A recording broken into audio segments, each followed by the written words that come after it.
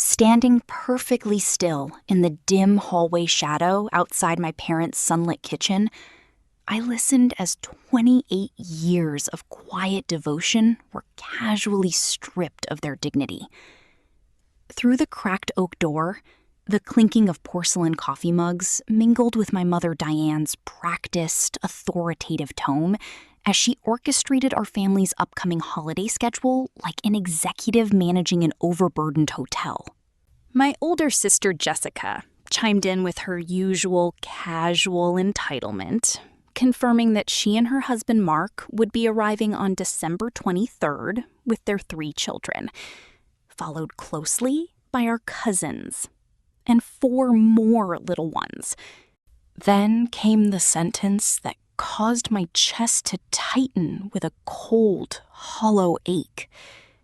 Diane blithely announced that I could sleep on the folding cots down in the unheated basement, reasoning that I needed to stay close to the kids anyway, since I was handling every single childcare duty for the entire 3-day Christmas weekend.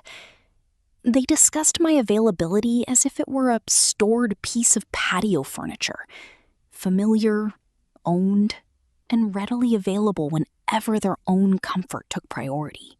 From Christmas Eve dinner to Christmas morning and the adults-only gala they had booked months earlier, my entire holiday was being mapped out without my consent. Standing there in the silent corridor, listening to them laugh while assigning me 20 hours of unpaid labor, a sudden, weightless clarity washed over me. I finally realized that my quiet compliance had never earned their love. It had merely trained them to treat my presence as an endless, free commodity. Before I could catch my breath, my father Robert's deep, pragmatic voice echoed through the kitchen, delivering the final seal of approval on their unfair arrangement. He scoffed dismissively, stating that paying astronomical holiday rates for a professional babysitter would be utterly ridiculous when Chloe was completely available and cost nothing at all. The effortless ease with which he uttered my name cut deeper than any outright insult, reducing my career, my rest, and my personal autonomy to a convenient line item on their holiday budget. For as long as I could remember, my mother had carefully cultivated this subtle, toxic dynamic through years of emotional manipulation and relentless gaslighting. Whenever I attempted to set firm boundaries or protect my private schedule, Diane would gently tilt her head, offering a sigh of manufactured disappointment, as she reminded me that because I was single and child-free, my time was inherently less valuable than my sister's family obligations. "Family supports family, Chloe," she would whisper, whenever Jessica needed an errand run or a weekend off, framing my self-respect as a selfish betrayal of blood ties. Over time, I had internalized the quiet lie that my unmarried life was merely an empty calendar waiting to be filled by people whose lives somehow mattered more than mine. Listening to my father reaffirm that poisonous narrative, I recognized the invisible cage I had inhabited for decades, built not from concrete bars, but from my own desperate need for maternal approval that would never truly arrive in this home, no matter what I sacrificed. The sting of their casual dismissiveness reopened a raw, unhealed wound from the previous Christmas, a painful memory that had quietly reshaped the trajectory of my professional life.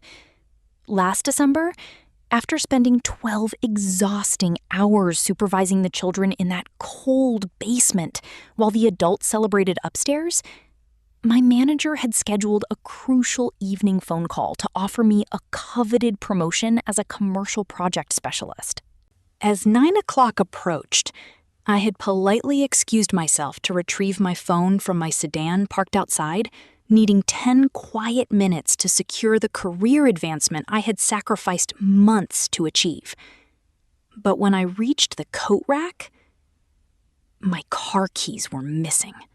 When I confronted Jessica, she merely smirked, admitting she had intentionally hidden my keys in her purse because she decided that Christmas night belonged exclusively to family togetherness, declaring that no work call was more important than helping her put the toddlers to bed.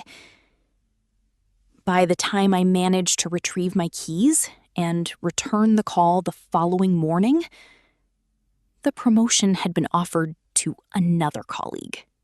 When I confronted my family, Diane simply brushed away my heartbreak, claiming that corporate opportunities come and go, but family memories were permanent. Standing in the hallway now, remembering the sound of their laughter upstairs while my future slipped away, I realized that Jessica's sabotage had never been an accidental misunderstanding.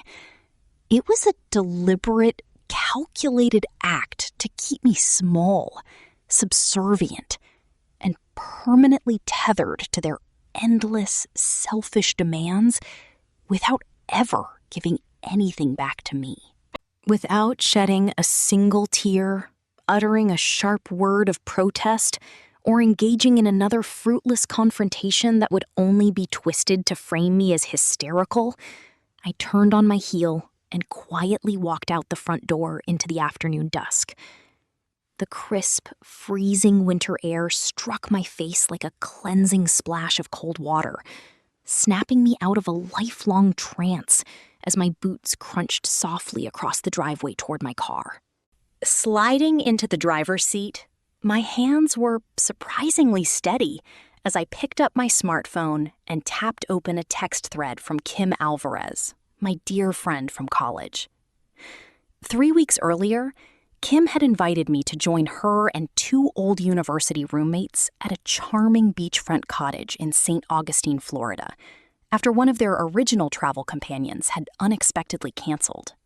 At the time, I had declined, hiding behind the familiar, hollow excuse that my family Christmas was complicated. Now, sitting in the quiet sanctuary of my vehicle, the complication felt remarkably simple. I opened the airline app, found the flight details Kim had sent, and booked the very last available seat to Florida before my mind could manufacture a single thread of habitual guilt.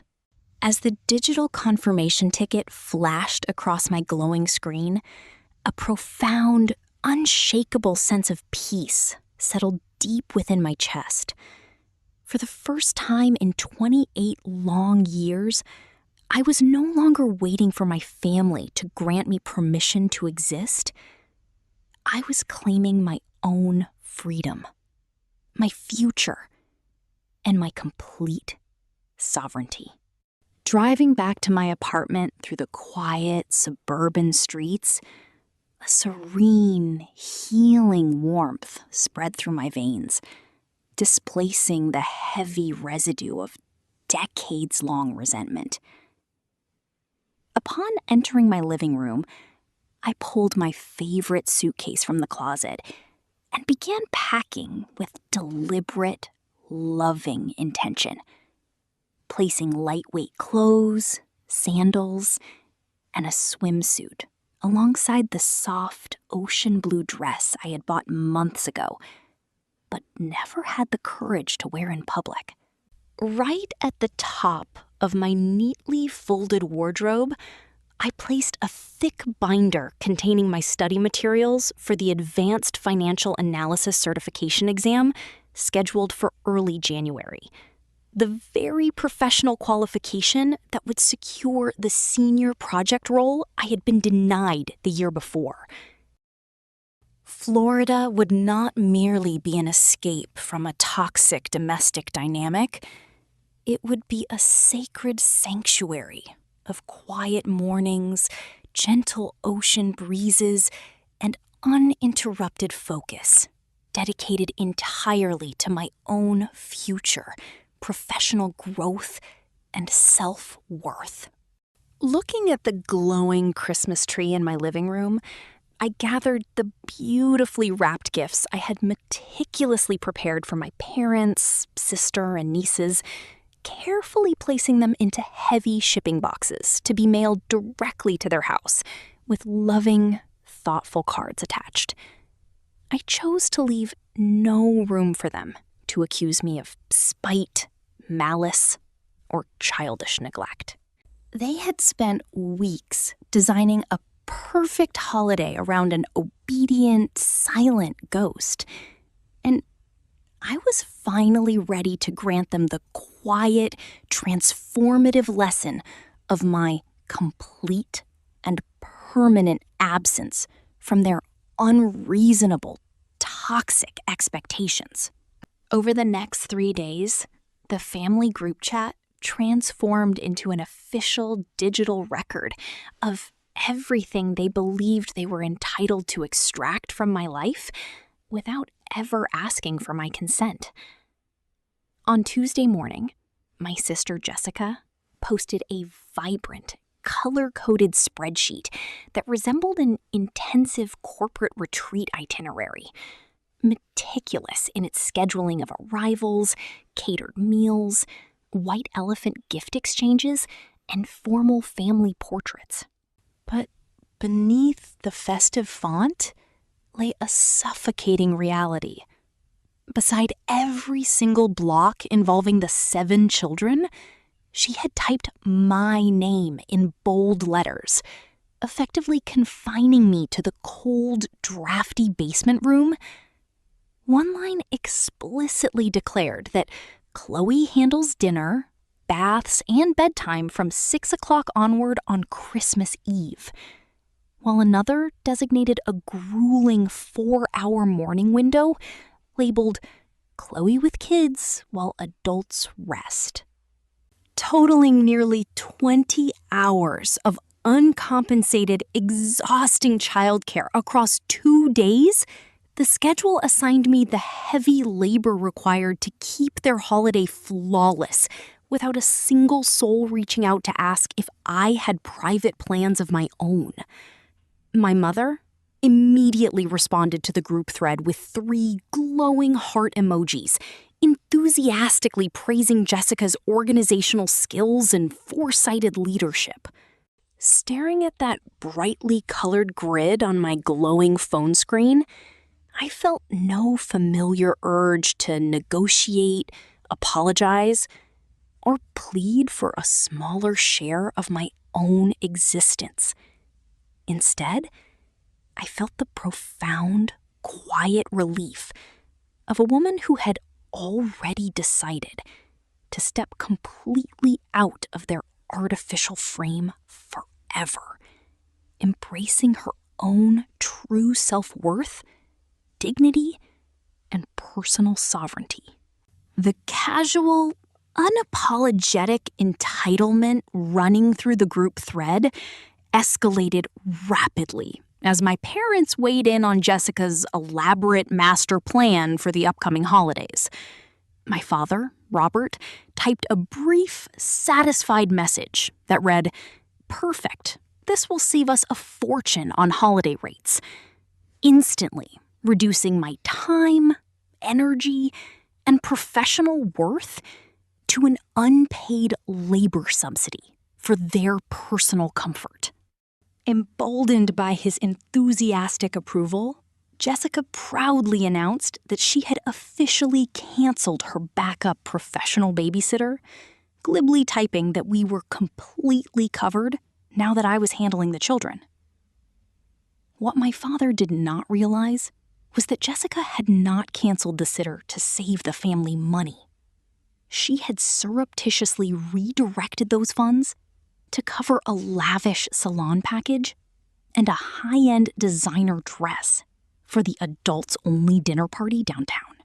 The sheer, breathtaking hypocrisy of her actions left me stunned, as she freely spent money on her own pampering while shifting the exhausting burden of 7 energetic children onto my shoulders without a second thought. My mother added to the thread that she had already arranged 2 folding cots in the cold basement so I could sleep near the toddlers, assuring an inquiring aunt that I wouldn't mind the drafty room because I barely slept during the holidays anyway. Watching them dismantle my personal autonomy in real time on a public thread, I realized that my long-standing silence had never been preserving family harmony.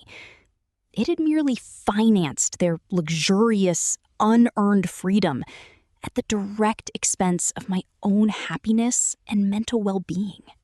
Rather than engaging in a fruitless digital argument that would only serve to invite their dramatic defensiveness, I quietly channeled my energy into establishing a clear, unbreakable physical boundary. I pulled every carefully selected gift I had bought for my parents, sister, brother-in-law, and nieces out of the large family tote bag, neatly repacking them into heavy-duty cardboard shipping boxes and sealing each one securely. I included handwritten holiday cards filled with warm, genuine wishes, but deliberately omitted any note explaining my absence or defending my choice, refusing to leave any grounds for them to claim I had ruined Christmas for the children out of spite. I drove to the local post office and mailed the packages directly to my parents' house, ensuring my generosity arrived on time while quietly withdrawing my servitude. On Friday evening, as I was double-checking my travel documents, a private message from Jessica flashed across my screen, reading, "Mom says you've been acting weird lately. Don't start drama this year. We all desperately need a relaxing holiday." The sheer, unvarnished irony of her message was staggering, considering she was demanding relaxation by assigning me 20 hours of unpaid, grueling labor.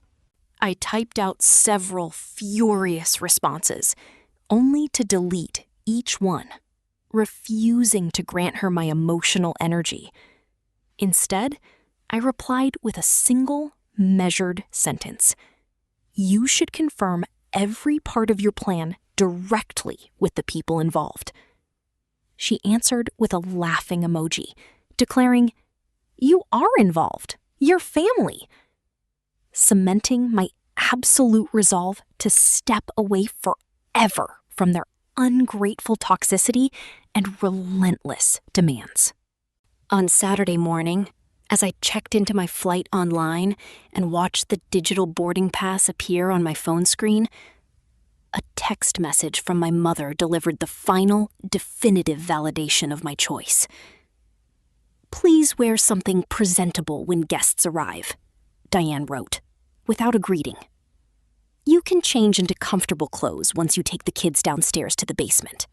Reading her cold words, I realized she had casually selected my attire for a demanding job I had never accepted, reducing my presence at a family gathering to that of a uniform-wearing servant who was expected to disappear once the real, valued guests arrived at the house.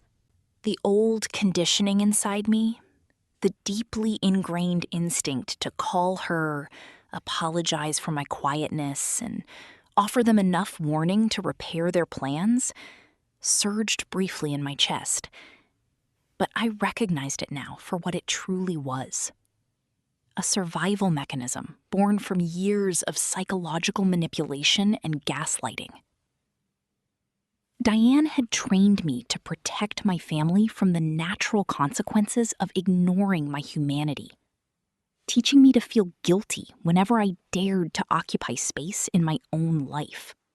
I turned my phone face down on the wooden coffee table, letting the peaceful silence fill my apartment as I zipped my suitcase closed. The lingering urge to warn them was no longer kindness. It was merely an old, destructive habit of self-betrayal.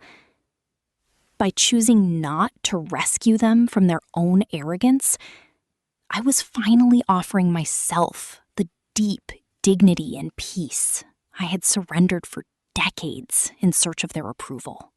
Christmas Eve morning arrived with a crisp, clear sky as I stepped into a waiting town car and watched my apartment building recede into the distance, my heart beating with a steady, quiet courage.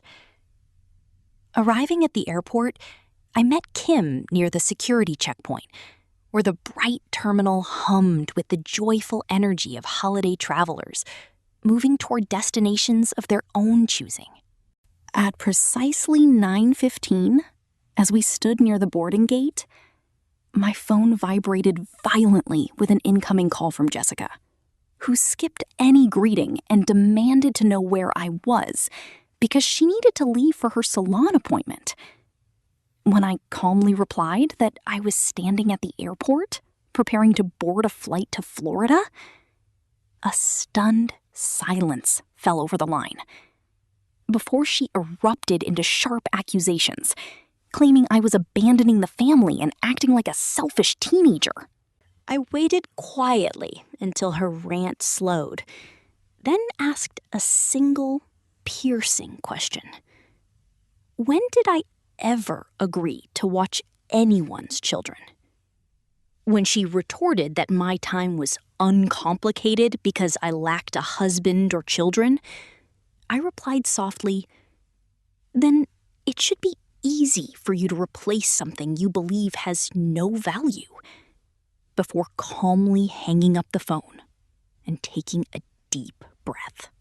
Kim took my vibrating device, helped me forward the screenshots of my explicit refusal to the family chat, and then turned the phone completely off, placing it securely inside the hotel safe upon our arrival in St. Augustine, sealing my complete liberation.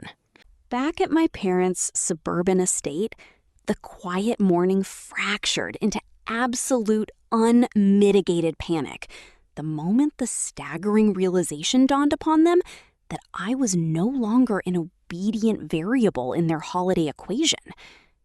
Standing in the sunlit foyer, surrounded by unboxed decorations, Diane and Robert stared at the airport confirmation screenshot I had dropped into the group chat, their faces draining of color as the mathematical impossibility of their day materialized. The adults-only Christmas Eve gala at the downtown five-star hotel, a non-refundable $2,700 reservation booked months earlier to impress visiting out-of-state relatives, was scheduled for 7 o'clock. Yet 7 energetic grandchildren were currently running through the halls with no supervision in sight. Jessica paced frantically across the Persian rug in her silk robe, her voice rising to a shrill screech as she realized her long salon appointment was evaporating minute by minute. My father seized his smartphone, dialing my number repeatedly, only to be met with the steady, impersonal hum of my voicemail, while my mother wrung her hands in genuine horror at the impending social embarrassment that was about to engulf her immaculate reputation. For 14 consecutive years, my silent labor had served as the invisible foundation holding up their polished lifestyle, seamlessly absorbing every logistical crisis before it could touch their comfort. Now, stripped of the free labor they had taken for granted, the grand estate felt less like a sanctuary of holiday warmth and more like a crumbling stage where the performers had suddenly forgotten their lines, leaving them utterly stranded in the chaotic mess of their own entitlement. Attempting to regain control of the narrative before their manufactured family image splintered beyond repair, my mother immediately launched a defensive campaign on the extended family group chat, painting me as a cold, vengeful daughter who had abandoned her loved ones at the final hour out of sheer malice. She typed frantic, emotive paragraphs claiming that I had unexpectedly canceled my attendance on Christmas Eve morning, pleading for sympathy from aunts, uncles, and cousins who were already arriving in town for the festivities. But her manufactured tale of victimhood collapsed almost instantly when my Aunt Sarah, a sharp, fiercely independent woman who had always viewed my parents' grandiosity with healthy skepticism, stepped firmly into the conversation. Aunt Sarah did not offer comforting words. Instead, she reposted Jessica's color-coded schedule, which she had quietly saved before my sister attempted to delete it from the thread. Highlighting every single block where my name appeared across the drafty basement shifts, Aunt Sarah typed a single scathing sentence that echoed through the entire chat. "This is not a holiday plan, Diane. This is an unpaid 20-hour corporate work roster forced upon a young woman without her consent." The digital room fell into an uncomfortable, stunned silence as relatives began re-examining the schedule with fresh eyes. My cousin Marcus chimed in to ask if anyone had even offered to compensate me for 40 hours of holiday labor, exposing the uncomfortable truth that my family had masqueraded my exploitation as shared holiday tradition, leaving my parents completely unable to defend their selfish assumptions in public. When 7 o'clock arrived at the opulent downtown hotel restaurant, the grand dinner party proceeded under a suffocating cloud of tension, where the sparkling crystal chandeliers and fine porcelain only magnified the hollow absurdity of my family's performance. Seated at the long head table, my mother attempted to play the tragic martyr before our out-of-state relatives, dabbing her eyes with a cloth napkin as she whispered that my tragic absence was due to an unfortunate mental health struggle and bitter jealousy toward my sister's happy family. But Aunt Sarah had reached her absolute limit with the persistent lies. Setting her champagne glass down with a firm clink that commanded the entire table's attention, Aunt Sarah unlocked her smartphone, passed it directly to the visiting relatives, and displayed the highlighted 20-hour work schedule, alongside my mother's cold text message, instructing me to change in the basement after serving guests. The entire table went dead silent as my relatives read the cold, transactional words my mother had written, realizing that the devoted matriarch sitting before them had attempted to turn her youngest daughter into an invisible, unpaid servant. The carefully crafted facade of suburban perfection that my parents had spent 30 years cultivating evaporated in a single second, replaced by an embarrassing, naked truth that left Diane completely stuttering in humiliating shame before her peers. Surrounding guests and relatives watched in quiet shock as the illusion dissolved into dust, proving that no amount of expensive catering or fine wine could cover the stench of systemic family exploitation once exposed to light. As the illusion of family unity crumbled across the white linen tablecloths, an even more explosive truth erupted between Jessica and her husband Mark.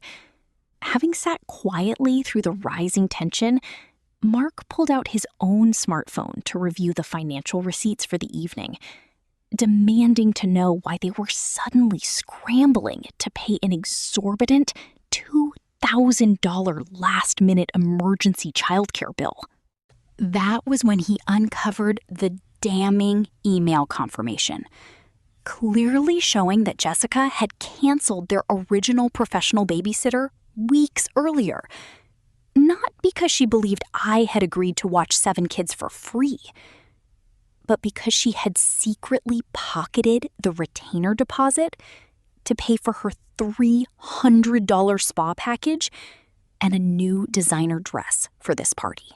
Standing in the quiet alcove near the restaurant foyer, Mark's voice trembled with deep, unvarnished rage as he confronted my sister about her chronic deceit, pointing out that she had deliberately manufactured a family crisis and exploited her own sister's generosity just to fund her personal vanity, superficial lifestyle, and greed.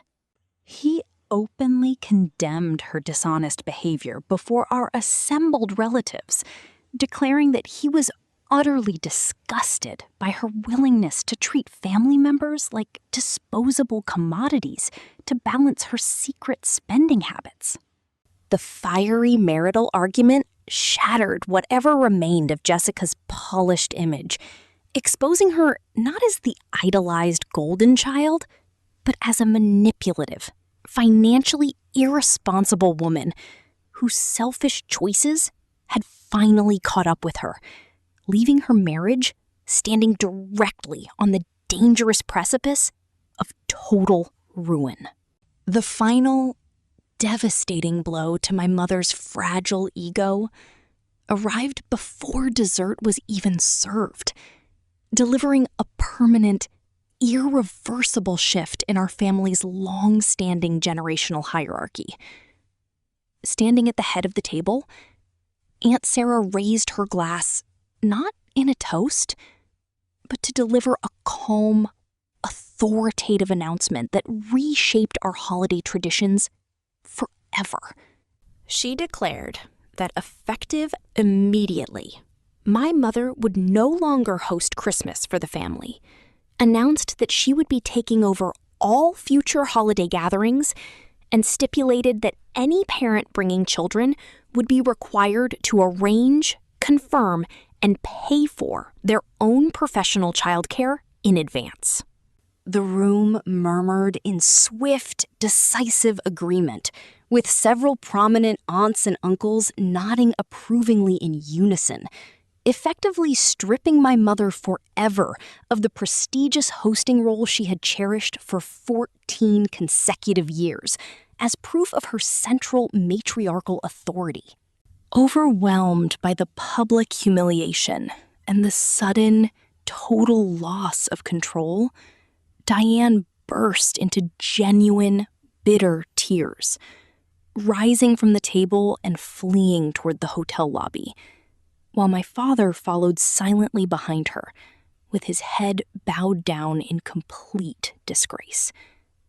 The image she had sacrificed her daughter's well-being to protect, that of the perfect, generous hostess and loving mother, had completely disintegrated under the weight of her own recorded words.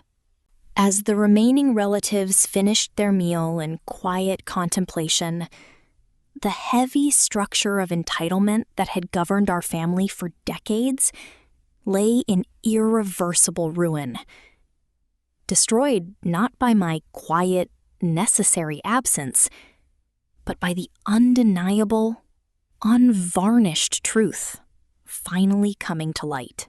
For 3 glorious, sun-drenched days along the ocean front of St. Augustine, I allowed myself to experience what true, unburdened rest felt like when completely freed from the heavy weight of unearned guilt and family expectations. Away from the cold basement cots and demanding toddlers, I woke early each morning to the soothing rhythm of ocean waves crashing against the shore, casually sipping warm coffee on the cottage balcony while reviewing my study materials for the upcoming financial analysis certification exam. Without the constant, draining anxiety of pleasing people who viewed my existence as a free utility, my mind absorbed complex financial concepts with an unprecedented, joyful clarity that I had not felt in years. During the warm afternoons, Kim and I walked along the soft, golden sands, watching vibrant crimson sunsets paint the vast Atlantic sky as we engaged in deep, healing conversations about personal boundaries, self-worth, and the profound courage required to step away from toxic family roles.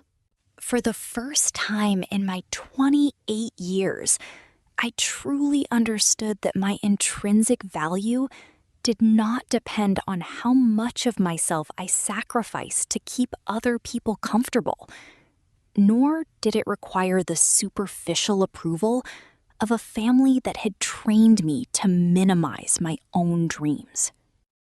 As the gentle coastal breeze washed away decades of internalized shame, a profound, unshakable tranquility settled into my spirit, anchoring me in the undeniable truth that claiming my own happiness was not a selfish act of betrayal, but a sacred, necessary responsibility to my future self and my own peace.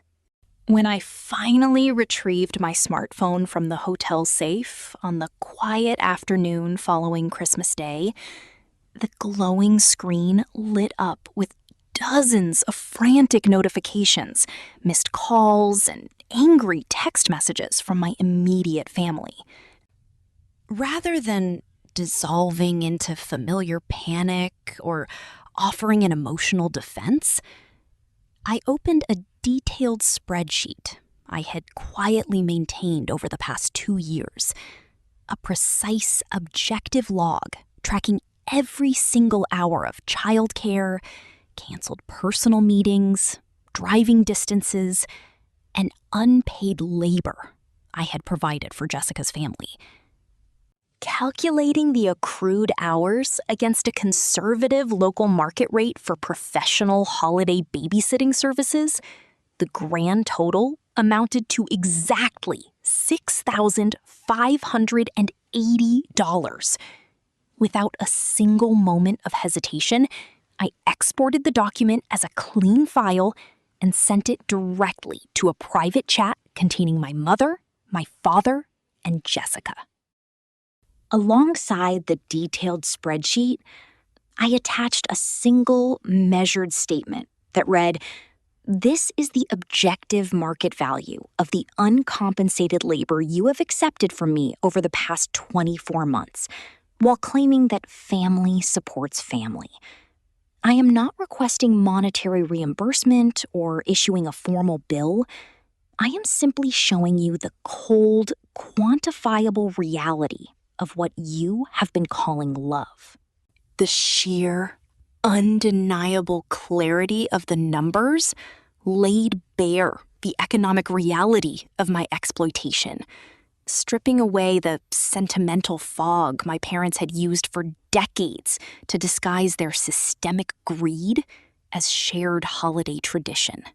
Predictably, my father Robert reacted with swift, defensive outrage, calling my phone within minutes to bark that family members do not send invoices or keep score against one another like hostile business competitors. Listening to his booming voice echo through the speaker, I remained completely serene, refusing to match his aggressive energy or absorb his manufactured indignation into my spirit. If family members do not send invoices or keep score against one another, Dad, I replied, my tone as steady and cold as polished bedrock, then families should never build their holiday budgets around stolen labor that they never had the decency or respect to request. When he tried to interrupt, claiming that my selfish absence had publicly humiliated the family and ruined their entire Christmas, I cut through his rhetorical bluster with unyielding precision. I did not ruin your holiday. You simply discovered what happens when you build an elaborate social structure on a foundation of forced compliance that was never yours to claim. I stated smoothly. I am no longer negotiating for small, pitiful portions of my own life. And from this day forward, my no is a complete sentence that requires no explanation, no defensive apology, and no permission from anyone in this family. Stunned by the unshakable authority in my voice, my father went completely silent on the line, realizing for the first time in his life that his paternal authority held no leverage over a daughter who no longer feared his sharp disapproval or sought his blessing. Later that evening, as the dust began to settle across the fractured group threads, a private text message arrived from my brother-in-law Mark that marked a surprising, pivotal shift in our family narrative. Mark expressed his deep, sincere apologies for his passive role in the systemic mistreatment I had endured for years, admitting that he had comfortably benefited from my unpaid labor without ever asking the necessary questions about my consent or well-being. He confessed that discovering Jessica's secret cancellation of their original babysitter to fund her luxury spa package had opened his eyes to a chronic pattern of dishonesty that he was no longer willing to tolerate in his marriage. Mark informed me that he had personally taken charge of the situation, drawing from his own savings account to pay half of the emergency childcare agency's $2,700 bill, while forcing Jessica to reimburse the remaining portion from her personal luxury allowance. He shared that he and Jessica were entering immediate, mandatory marriage counseling to address her chronic financial deceit and the toxic entitlement she harbored toward family members. You were entirely right to get on that plane to Florida, Chloe, Mark wrote, closing his message with a deep, unvarnished respect that no one in my immediate family had ever offered me. Your absence forced us to look at the ugly truth of what we were doing, and I promise you on my honor that my children will never grow up thinking your time or life belongs to us or anyone else in this world. Despite the undeniable truth spreading through the family, my mother made one final, desperate attempt to manipulate the narrative on the main group chat, attempting to preserve her pristine image before our extended relatives. Diane posted a weeping message claiming that there had been a tragic misunderstanding, insisting that I had failed to communicate my holiday plans, and begging me to post a public statement acknowledging my share of the blame. Reading her manipulative words, I realized that her demand was not an attempt at genuine reconciliation, but a calculated effort to force me back into the subservient role of family scapegoat. Instead of engaging in a pointless verbal argument that would prolong the exhausting drama, I selected the saved audio file of the voicemail she had left me on the eve of my departure. The cold, demanding recording where she explicitly instructed me to arrive early, wear presentable clothes, and immediately take the 7 children down to the cold basement so the adults could celebrate upstairs. I dropped the raw audio file directly into the main family group chat, followed by a single line. I was never asked, and I never agreed. I learned about your plan by overhearing it through a kitchen door. Have a safe holiday, but I will no longer carry the blame for decisions made without me. The audio played with crystalline clarity, shattering her false narrative forever in full view of our entire extended family and stripping away the last remaining veil of her psychological manipulation. 4 days after Christmas, I returned to Austin with sun-kissed skin, a quiet heart, and a mind illuminated by absolute clarity, feeling entirely transformed from the timid woman who had fled in secret a week prior. When my parents texted me asking for an immediate meeting at their house to discuss the fallout of the holidays, I did not hesitate, tremble, or shrink back into old habits of conflict avoidance.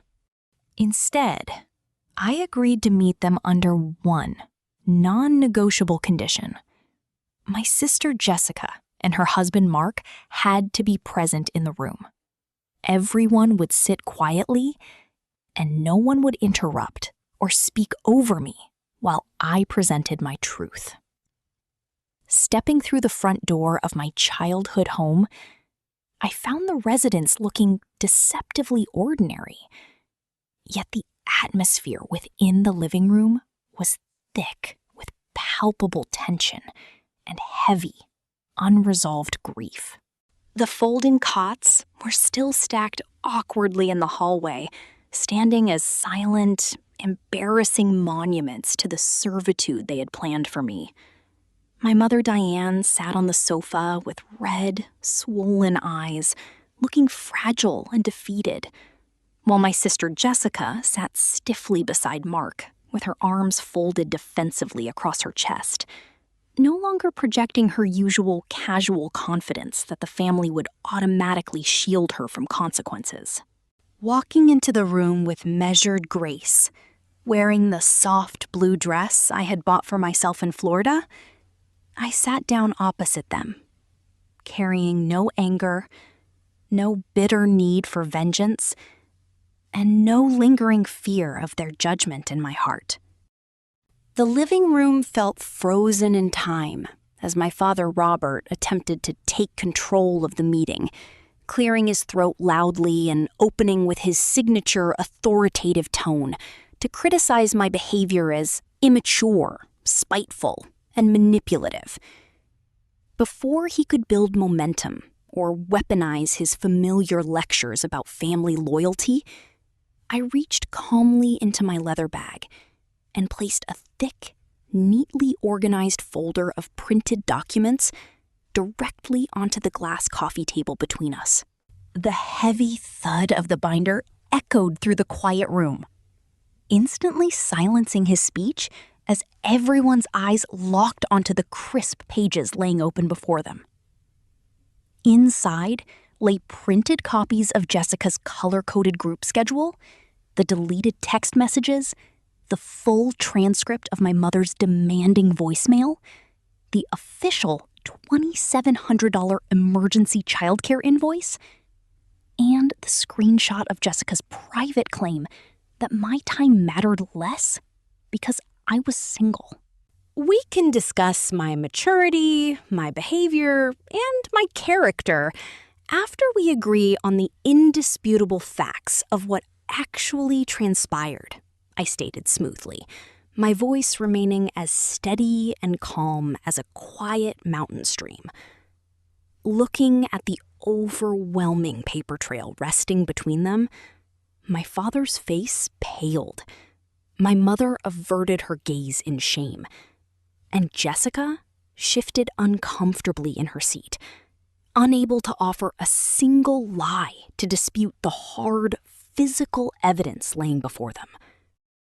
For the first time in 28 years, the fog of gaslighting was entirely banished from the room, leaving them completely stripped of every convenient excuse they had ever used to justify their exploitation of my life.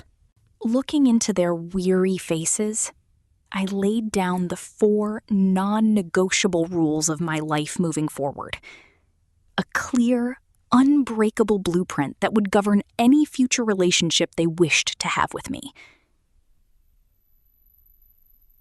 First, I declared firmly into the quiet room. You will never again volunteer my time, my labor, or my presence to anyone without my explicit prior consent. My schedule is mine alone to command. Second, if you ever require my help, you must ask me directly, at least 3 weeks in advance, with a clear explanation of the request, and you will accept my no gracefully, without punishment, guilt trips, or passive-aggressive tantrums. Third, I will never again sleep on a cold folding cot in a basement to serve as an on-call nanny while adults celebrate upstairs. If I visit, I will be treated as an honored guest, or I will stay in a hotel. Fourth, and most importantly, you will publicly correct the false narrative with our entire extended family by issuing a formal written statement explaining that I was never asked to watch the children and never agreed to your plans. My mother gasped in dismay, protesting that she had already suffered enough public embarrassment over the holidays, but I looked her dead in the eye without blinking. Embarrassment is not the same thing as accountability, Mother, I replied softly, refusing to let her weaponize her tears to evade the consequences of her choices. These boundaries are not cruel punishments. They are simply the admission price for having an ongoing relationship with me. Unfolding a single sheet of paper from the front of my binder, I read aloud the exact statement I had prepared for them to post to the family group chat, my voice carrying a quiet, unshakable authority that resonated through the still room. Chloe was never asked to provide childcare for the holidays and never agreed to do so. I read calmly, ensuring every word landed with crystal precision.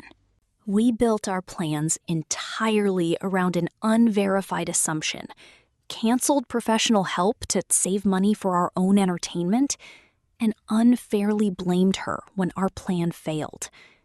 That was wrong of us, and Chloe behaved with complete, unblemished integrity throughout this entire situation and deserves our respect. When I finished reading, a heavy silence descended upon the living room, thick with the unyielding reality of what genuine accountability and honest self-reflection required from them.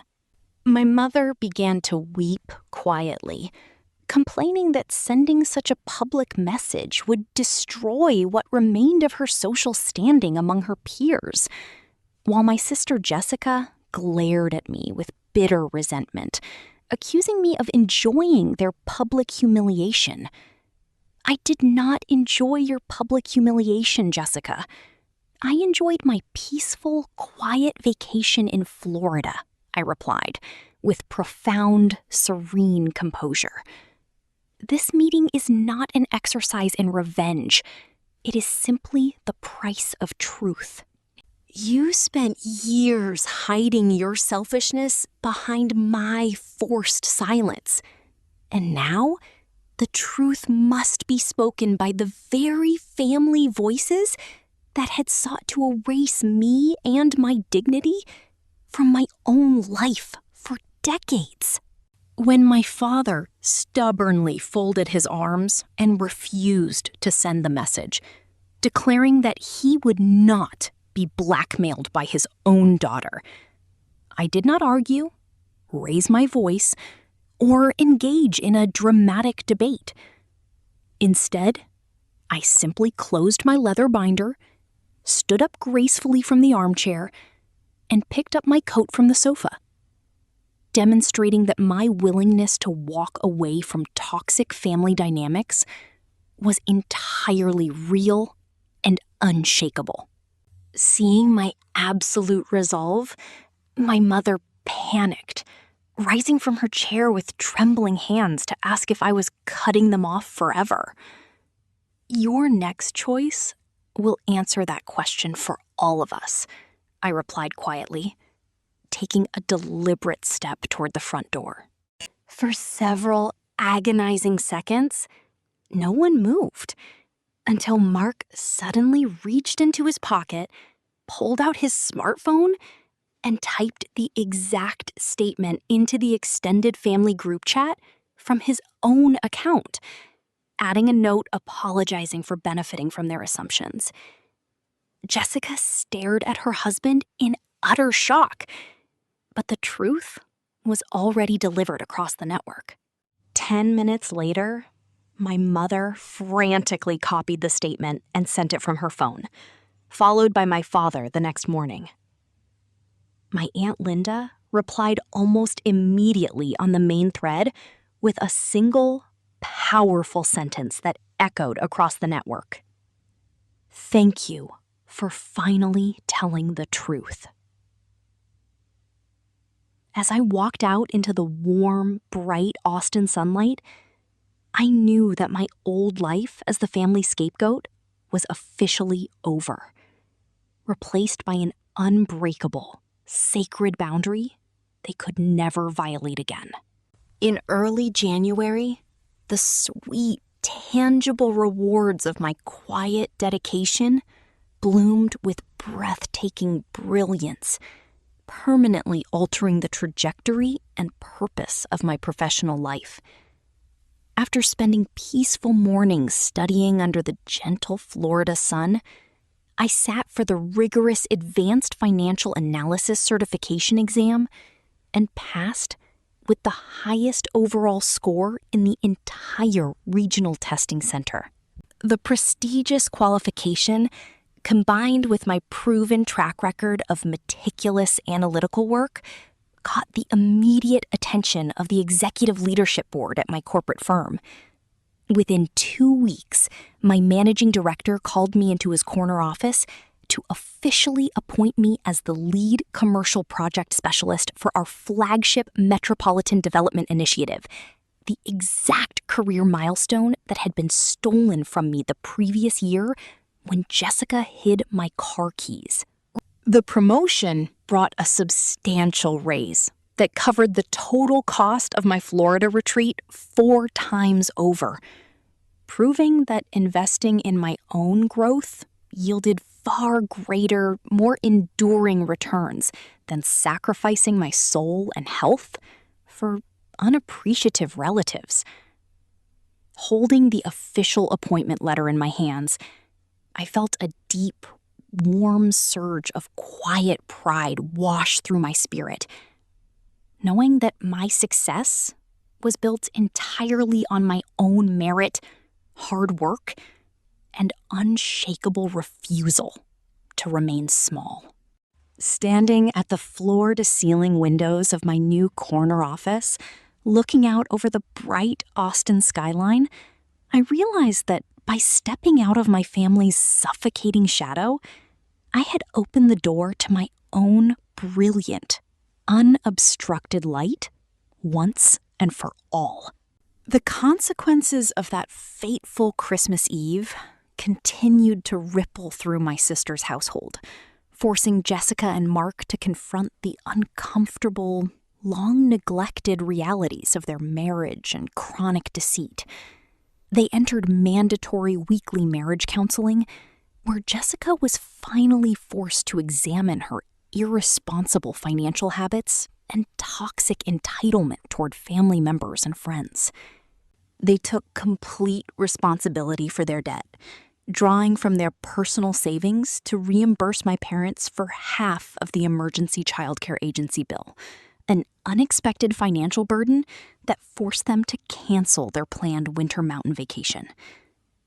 Deprived of her superficial luxuries, my sister underwent a slow, painful process of maturation, learning the hard lesson that other people's time and energy were not free commodities designed to fund her leisure and vanity. Nearly 2 months after our tense confrontation in Austin, my phone rang on a quiet Tuesday evening, displaying Jessica's caller ID. Answering with a calm, guarded heart, I was met not with her usual demanding tone, but with a tentative, genuinely respectful voice. She asked if I might be open to babysitting her children 3 weeks from Saturday, explicitly offering to pay the standard local market rate and emphasizing that she would completely understand and respect my choice if I chose to decline. Listening to her polite request, I felt a profound sense of closure, knowing that our relationship had finally been rebuilt upon mutual respect, healthy personal boundaries, genuine honesty, and clear communication moving forward. My parents, too, underwent a subtle yet profound transformation as the reality of my newly established boundaries settled permanently into their lives. My father, Robert, learned the painful lesson that writing someone's name into a calendar box or assigning them labor without explicit consent does not constitute a binding agreement, grant permission, or automatically command obedience. He became remarkably cautious in his communications, choosing his words with care and never again daring to volunteer my personal time, my professional skills, or my presence for family projects, chores, or social obligations without my consent. My mother, Diane, suffered the quiet heartbreak of losing her 14-year reign as the central host of family Christmas. A public shift in authority that stripped away her ability to weaponize hospitality as a tool of emotional manipulation and social control. More importantly, the classic manipulative guilt trip she had weaponized against me for decades. The tearful assertions of, "After everything I've done for you," lost their toxic potency and emotional leverage entirely.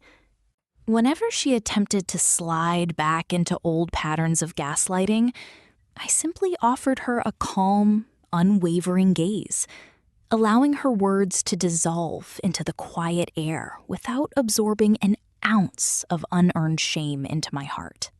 Deprived of an obedient audience, my mother eventually stopped trying to manipulate or guilt trip my choices, realizing that if she wanted me in her life, she would have to accept me as a sovereign, independent adult who governed her own existence and schedule with absolute authority, deep self-respect, and quiet dignity.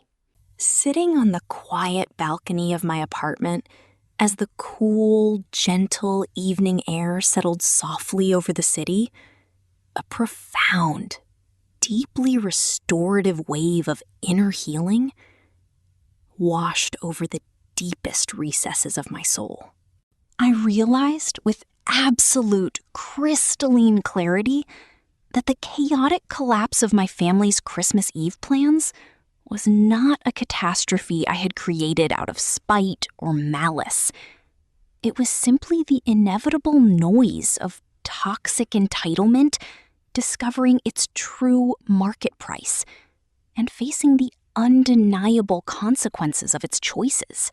For 28 years, I had carried the suffocating burden of feeling responsible for everyone else's emotional comfort, naively believing that if I sacrificed enough of my time, my rest, and my career, I would eventually earn their genuine love and acceptance. But standing firm in my truth had shattered that tragic illusion forever, liberating me from the exhausting need to prove my worth to people who only valued my availability. I no longer woke up with a knot of anxiety tightening in my chest, nor did I harbor the phantom fear of being abandoned or rejected by my own bloodline simply for daring to speak my truth and say no. The lingering residue of childhood trauma completely melted away, replaced by an unshakable inner peace that required no external validation. I had finally forgiven myself for the years I spent allowing others to mistreat me, recognizing that my capacity for kindness was never a weakness, but a sacred gift that deserved to be guarded by ironclad boundaries, healthy self-love, unwavering courage, and unyielding self-respect.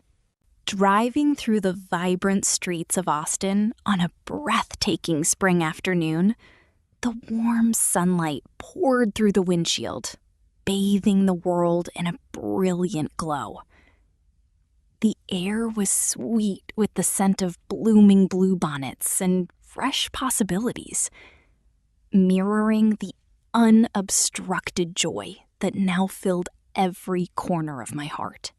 I rested one hand on the steering wheel, watching the bustling city unfold before me, feeling an exhilarating sense of personal sovereignty and peace settle deep into my very bones. For 28 long years, I had walked through life feeling like an unwelcome guest in my own story, continuously shrinking myself to fit into the narrow, uncomfortable boxes my family had built for me. But as I pulled into the tree-lined avenue toward my new apartment, a soft, serene smile curved upon my lips, born from the deep realization that I had survived the heavy storm of their expectations and successfully reclaimed my own independent life, peace, and future. I had not merely escaped a toxic holiday or won a temporary argument.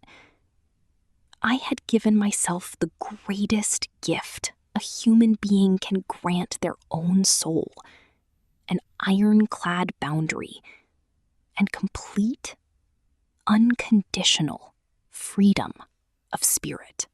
As the golden afternoon light danced across the dashboard, I stepped calmly, boldly, and joyfully into my future, knowing that my time, my heart, my mind, and my destiny belonged entirely and unconditionally to me.